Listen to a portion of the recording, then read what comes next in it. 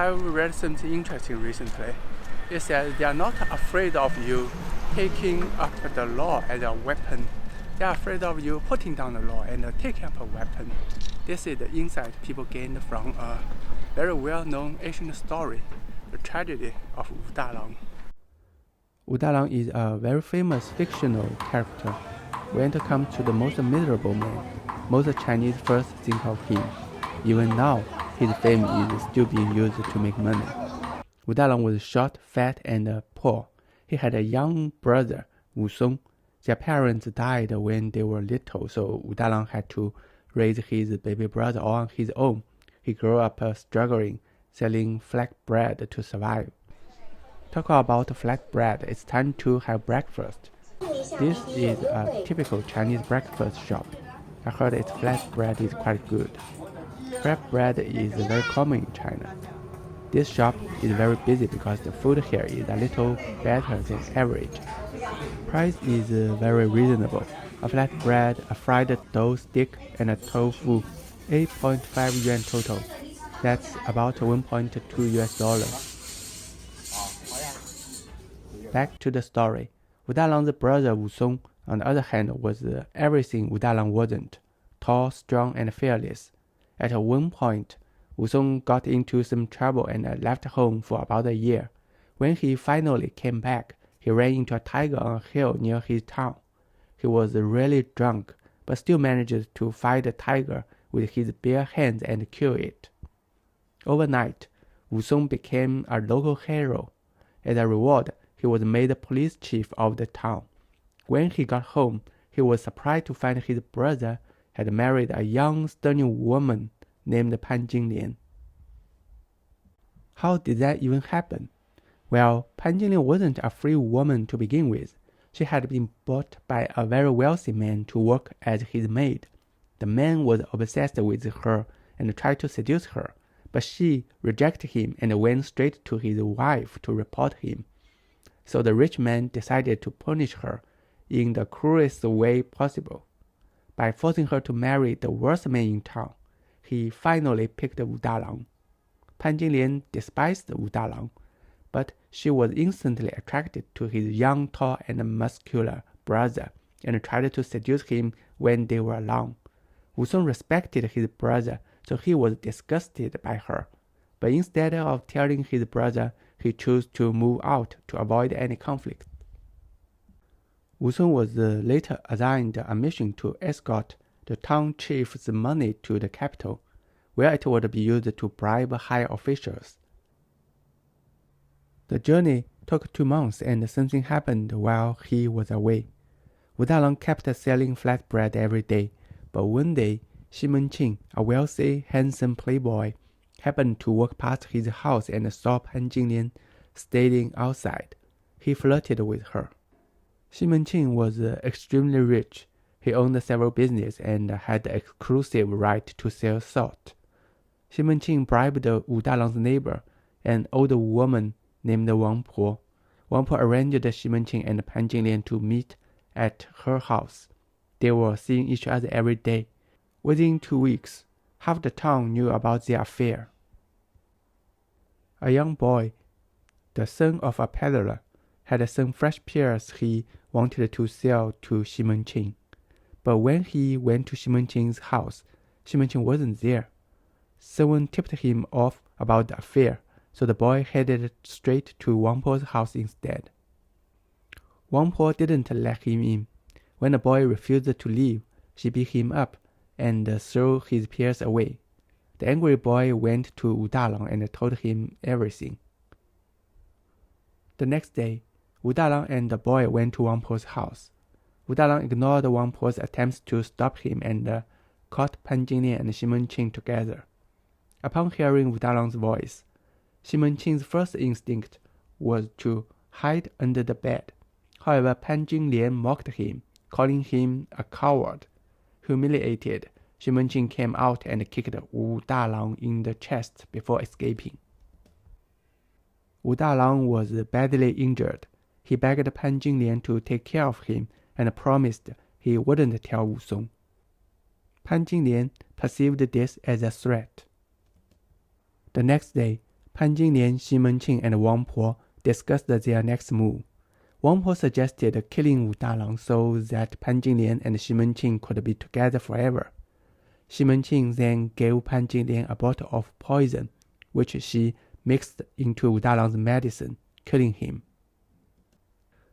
According to the law, a forensic doctor had to examine Wu Dalang's body before the burial.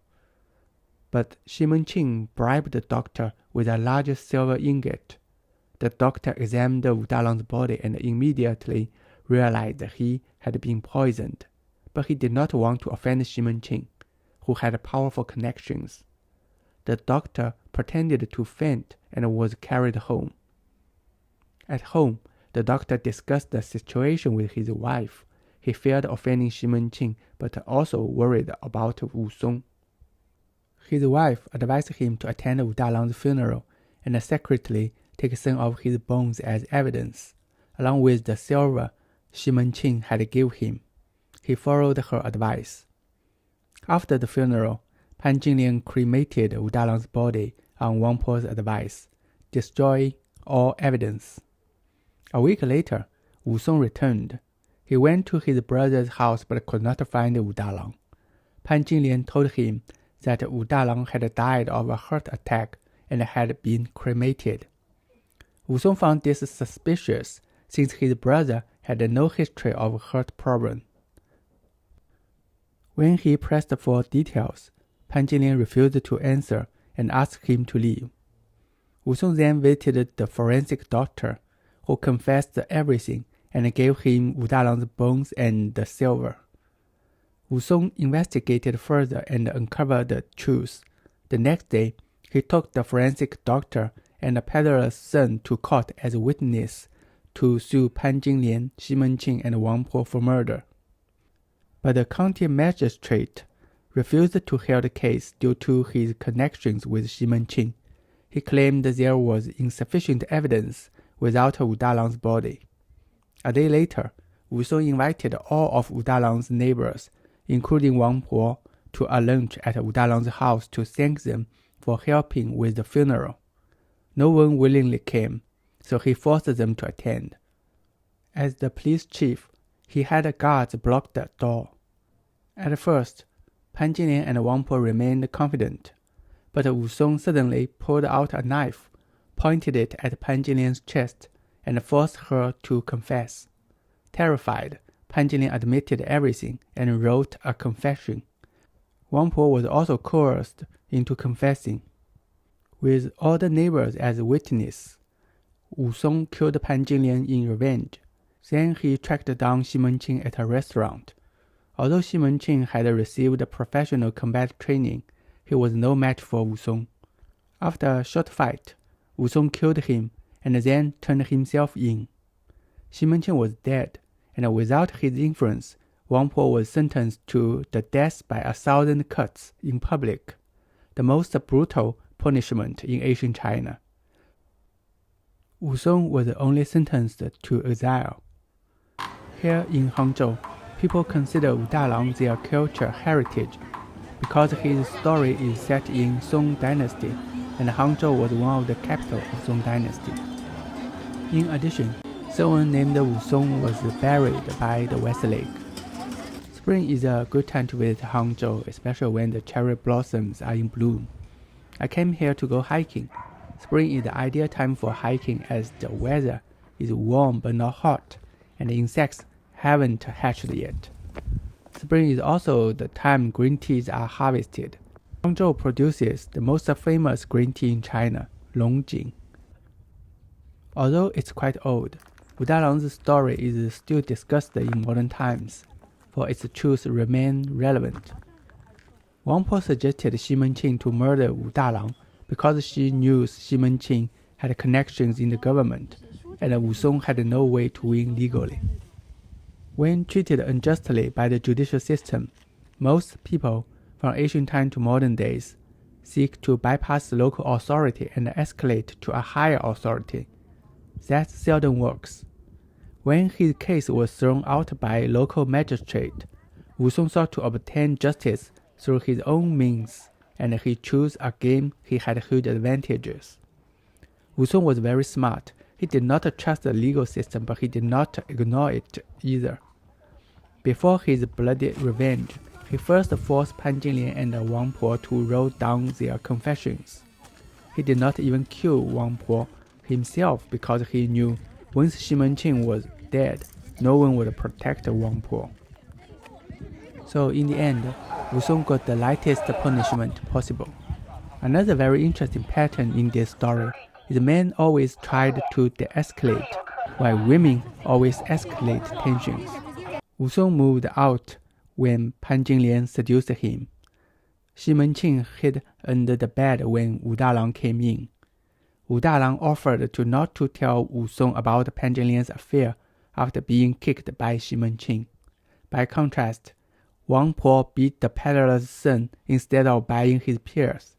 Pan Jinglian encouraged Xi Qing to hit Wu Dalang, and Wang Po suggested Pan Jinglian to kill Wu Dalang.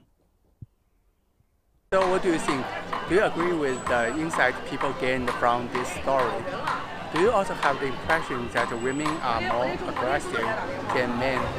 Please leave your comments.